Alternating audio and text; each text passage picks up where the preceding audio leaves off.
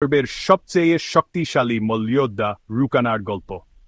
এই গল্পটা আমাদের ফাদাস গ্রামে নিয়ে যাবে, এখানে রুকানা তার অসীম শক্তি আর সাহসের জন্য বিখ্যাত ছিল। তার শরীর ছিল বিশাল, আর সে কোনোদিন কোনো মুষ্টিযুদ্ধে হারেনি। লোকেরা ভাবত তাকে হারানো অসম্ভব, আর রুকানাও তার অতুলনীয় শক্তির উপর গর্ব করত। একদিন রুকানা মুহাম্মদ সাল্লাল্লাহু আলাইহি ওয়াসাল্লাম নামের একজন ব্যক্তির কথা শুনল, যিনি মক্কায় ইসলাম নামে একটা নতুন ধর্ম প্রচার করছিলেন। লোকে বলছিল মুহাম্মদ আল্লাহর পাঠানো নবী, আর তার অলৌকিক ক্ষমতা আছে। রুকানা ভাবল, যদি এই লোক সত্যিই নবী হন, তাহলে আমি তাকে মুষ্টিযুদ্ধের জন্য চ্যালেঞ্জ করব। যদি আমি তাকে হারাই, তাহলে প্রমাণ হবে তিনি একজন সাধারণ মানুষ। রুকানার একটা ছেলে ছিল, নাম ইয়াজিদ। এ শক্তিশালী ছিল এবং মুষ্টিযুদ্ধেও পারদর্শী ছিল। রুকানা তার ছেলেকে বলল, আমি মক্কায় আসছি মুহাম্মদ সাল্লাল্লাহু আলাইহি ওয়াসাল্লাম এর সাথে মুষ্টিযুদ্ধ করতে। ইয়াজিদ বলল, বাবা, আমিও তোমার সাথে আও। আমি নিজের চোখে এই নবীকে দেখতে চাই। কিছুদিন পর রুকানা আর ইয়াজিদ মক্কায় পৌঁছাল। পরিবেশটা ছিল শান্ত আর নির্মল। রুকানার মনে একটা অদ্ভুত প্রশান্তি অনুভব করল।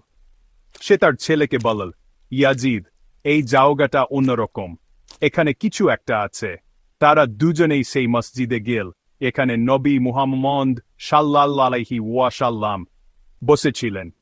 রুকানা নবীজিকে দেখল, ইয়ার মুখ থেকে একটা আলো বের হচ্ছিল, আর তার হাসি মন ছুঁয়ে আসছিল।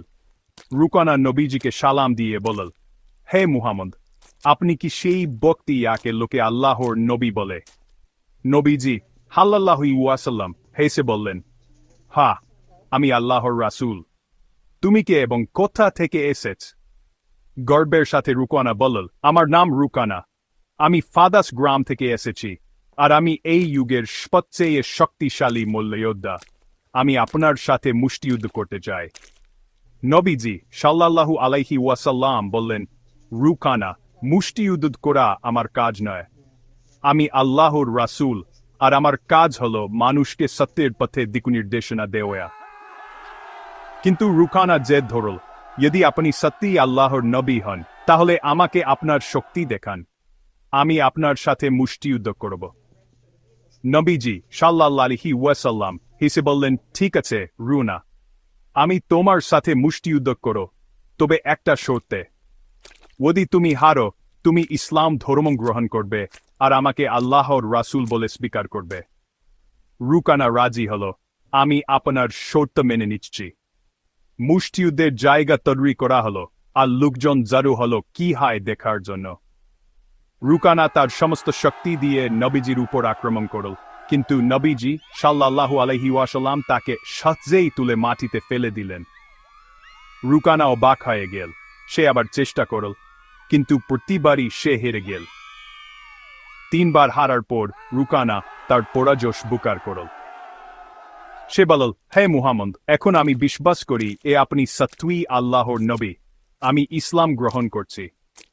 রুকানা আর তার ছেলে ইয়াজিদ দুজনেই ইসলাম গ্রহণ করল। এই গল্পটা আমাদের শেখায়, আল্লাহর ক্ষমতার সামনে মানুষের শক্তি কিছুই না। রুকানা তার অহংকার ছেড়ে সত্য গ্রহণ করল। মনে রাখবেন, অহংকার আমাদের অন্ধ করে দেয়। সত্যকে গ্রহণ করাটাই বুদ্ধিমানের কাজ। আর সবশেষে আল্লাহর ক্ষমতা সকল মানবীয় শক্তিকে ছাড়িয়ে আয়। এই গল্পটি আমাদের মনে করিয়ে দেয়, নবী মুহাম্মদ সাল্লাল্লাহু আলাইহি ওয়াসাল্লাম সবসময় মানুষকে সত্যের পথে পরিচালিত করেছেন এবং আল্লাহর দিকে আহ্বান জানিয়েছেন। দেখার জন্য ধন্যবাদ, আর লাইক, শেয়ার এবং সাবস্ক্রাইব করতে ভুলবেন না আরও অসাধারণ গল্প পেতে।